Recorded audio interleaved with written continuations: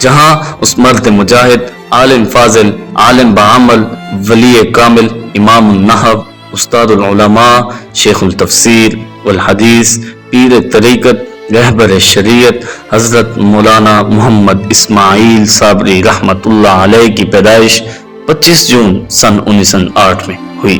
آپ کے دادا صدر دین کے 3 بیٹے تھے، محمد دین، احمد دین اور حافظ ابراہیم اخونزادہ، اور آپ حافظ ابراہیم کی آل سے ہیں۔ ناظرین، یہ وہ شخصیت تھی کہ جس نے سن 1931 میں تحریک پاکستان میں اپنے اکابرین کے ساتھ مل کر حصہ لیا۔ یہ وہ شخصیت تھی کہ جس نے سن 1965 کی جنگ میں حصہ لیا اور پاک فوج کے شانہ بشانہ کھڑے رہے۔ یہ وہ شخصیت تھی کہ جس نے ختم نبوت تحریک چلانے میں اہم کردار ادا کیا۔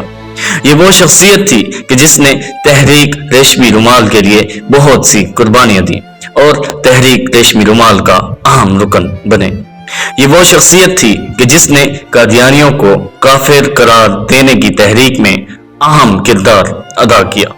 یہ وہ شخصیت تھی کہ جس نے 350 کے قریب افراد پر مشتمل ایک قبیلہ کو مسلمان کیا، اور یہ وہ شخصیت تھی کہ جس نے 13 سال کے عرصہ میں دارالعلوم دیوبند انڈیا کے مدرسہ کے تمام دورہ حدیث شریف طلباء میں سے اول پوزیشن حاصل کی اور آپ کو امام النحو کا لقب ملا۔